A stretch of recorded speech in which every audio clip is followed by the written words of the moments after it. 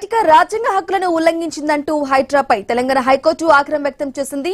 సున్నం చెరువు విస్తీర్ణం విషయంలో నేషనల్ గ్రీన్ ట్రిబ్యునల్ ఇచ్చిన నివేదికను ఎందుకు పట్టించుకోలేదని ప్రశ్నించింది. చెరువు ఎఫ్టీఎల్ నిర్ధారించకుండా కూల్చివేతలు తవ్వకాలు ఎలా చేపడతారంటూ హైడ్రాపై మండిపడింది. ఇక హైకోర్టులో సున్నం చెరువు వివాదంపై విచారణ జరిగిన సమయంలో న్యాయమూర్తి అనిల్ కుమార్ హైడ్రా చర్యలను తప్పుపట్టారు.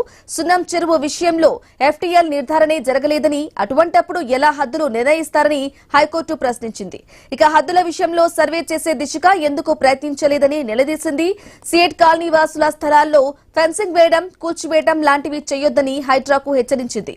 విచారణకు వచ్చే నెల 5న హైడ్రా కమిషనర్ రంగనాథ్ హాజరు కాకపోతే non bailable arrest warrant issue చేస్తామని హైకోర్టు స్పష్టం చేసింది.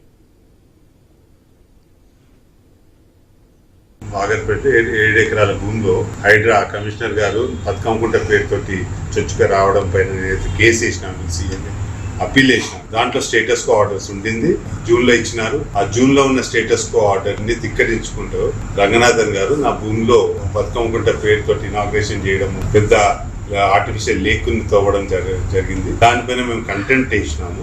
అవుట్స్కట్స్ లో ఫ్లడ్స్ వచ్చినాయని చెప్పి, తను బిజున్ అని చెప్పి, రాలేనని చెప్పి, ఆ సంతకాలు లేని అఫిడేవిట్ అలా ఫైల్ చేయడం జరిగింది. రంగనాథ్ గారు తన పర్సనల్ అపియరెన్స్ ని డిస్పెన్స్ చేయమని రిక్వెస్ట్ చేస్తూ అప్లికేషన్ మూవ్ చేయడం జరిగింది.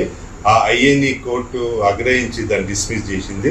5వ తారీఖు నాడు అపేర్ కమ్మని చెప్పింది, లేకపోతే non bailable arrest warrant issue చేస్తామని చెప్పేసి వాళ్ళ ఆనరబుల్ హైకోర్టు బెంచ్ వాళ్ళ ఆర్డర్స్ పాస్ చేసింది.